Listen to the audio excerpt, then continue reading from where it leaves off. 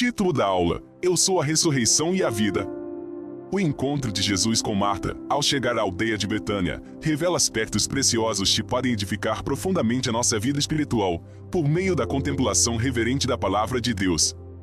Nesta reflexão, consideraremos o propósito de Jesus ao realizar o milagre da ressurreição de Lázaro. Em seguida, mergulharemos no diálogo entre o Senhor e Marta a respeito da ressurreição do seu irmão.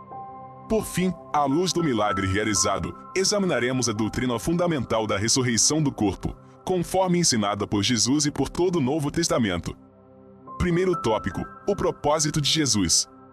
Primeiro subtópico: o recebimento da notícia sobre Lázaro. Nos evangelhos, o Senhor Jesus realizou diversos milagres envolvendo ressurreições, como no caso do filho da viúva de Naim, relatado no Evangelho de Lucas, capítulo 7, versículos 12 ao 15, e da filha de Jairo, como se lê no Evangelho de Marcos, capítulo 5, versículos 22, 23 e de 35 a 42. O milagre da ressurreição de Lázaro, porém, possui um lugar especial. Trata-se do último dos 7 sinais registrados no Evangelho de João e representa a manifestação final de Jesus como o Filho de Deus, antes de sua crucificação. O capítulo 11 conecta-se diretamente ao capítulo 10, onde Jesus se retira de Jerusalém após uma tentativa de prisão e se dirige para além do Jordão, como está escrito no Evangelho de João, capítulo 10, versículos 40 a 42. Ao ser informado sobre a enfermidade de Lázaro, Jesus encontrava-se a leste do Jordão, e levou alguns dias até chegar a Betânia. Quando finalmente chegou, Lázaro já estava sepultado havia 4 dias, conforme o Evangelho de João, capítulo 11, versículo 17. Segundo subtópico: o desapontamento de Maria e Marta. No versículo 3, observamos a esperança que Maria e Marta depositaram na vinda de Jesus. Elas criam que ele, sendo amigo da família e movido por amor, viria rapidamente ajudá-los, como é indicado no Evangelho do João, capítulo 11, versículo 5.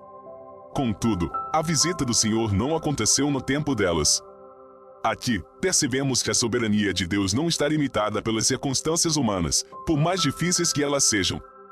Jesus não se atrasa, tampouco se adianta. Ele cumpre perfeitamente a vontade do Pai. Sua chegada a Betânia, embora posterior ao sepultamento, foi no momento exato determinado pelo plano divino. Terceiro subtópico: o tempo divino.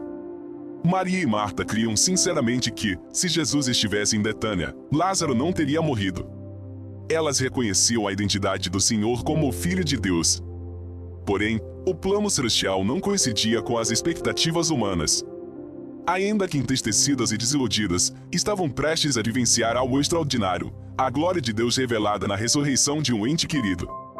Conforme lemos no Evangelho de João, capítulo 11, versículos 14 e de 17 a 22, Jesus estava prestes a realizar um milagre magnífico, que glorificaria ao Pai e traria consolo à tão amada família. Segundo tópico: o encontro de Marta com Jesus. Primeiro subtópico: o encontro. O Evangelho de João, capítulo 11, versículo 20, descreve o momento em que Marta vai ao encontro de Jesus. Assim que soube de sua chegada, saiu apressadamente. No encontro, expressou sua convicção: se o Senhor estivesse aqui, meu irmão não teria morrido, como registrado no versículo 21. Jesus então lhe assegura que Lázaro ressuscitaria, conforme o versículo 23. Marta, por sua vez, compreende essa promessa como uma referência à ressurreição futura, no último dia, como está no versículo 24. Entretanto, o Senhor falava do milagre que estava prestes a realizar. Viver entre a promessa divina e as circunstâncias presentes é um verdadeiro desafio à fé. Contudo, o próprio Cristo, a ressurreição e a vida, estava diante dela, conforme os versículos 25 e 26. Segundo subtópico: quando Lázaro ressuscitará.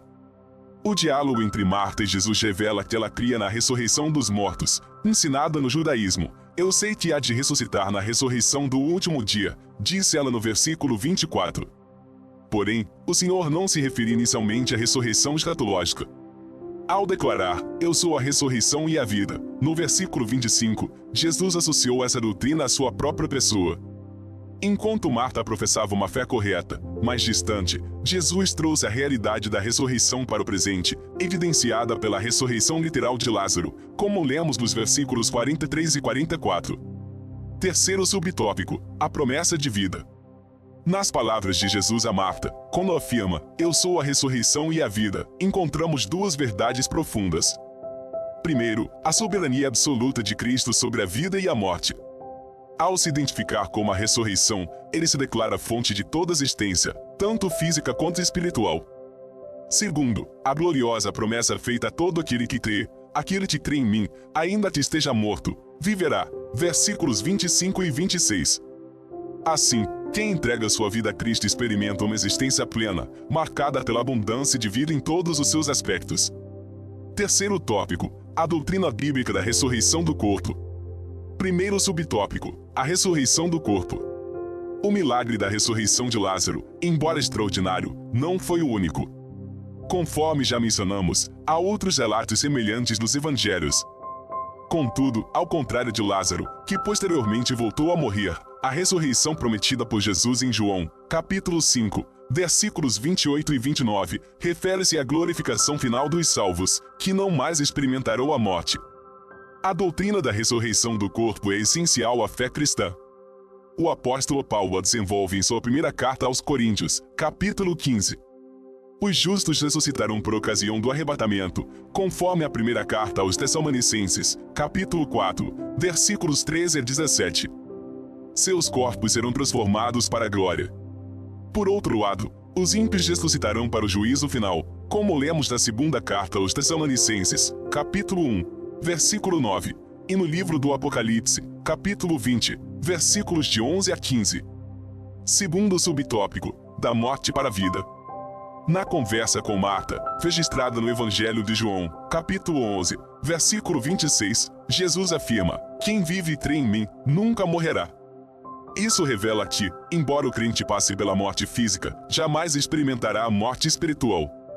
Essa verdade ultrapassa a compreensão humana e faz distinção entre a vida natural e a vida eterna.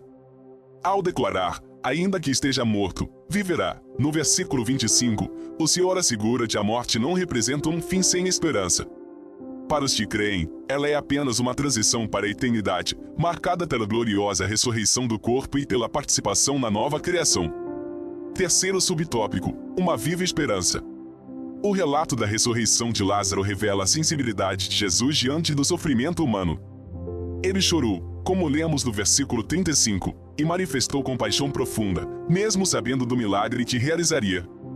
Ao proclamar, "Lázaro, vem para fora", no versículo 43, Jesus antecipou o que Deus fará com todos os que morreram em Cristo. Conforme registrado no Evangelho de João, capítulo 14, versículo 3, está aí a promessa, ele voltará para nos levar para si. Portanto, ao ressuscitar Lázaro, o Senhor nos oferece uma antecipação daquilo que realizará com os santos. Eis aí a nossa viva esperança. Conclusão. Nesta reflexão, percorremos o diálogo entre Jesus e Marta, e consideramos as dúvidas humanas diante da morte, bem como a doutrina bíblica da ressurreição do corpo. O milagre da ressurreição de Lázaro aponta para uma verdade ainda maior. Os que morrem em Cristo ressuscitarão e terão seus corpos gloriosamente transformados. Este é o firme fundamento da nossa fé e a viva esperança dos que aguardam, com confiança, o retorno do Senhor.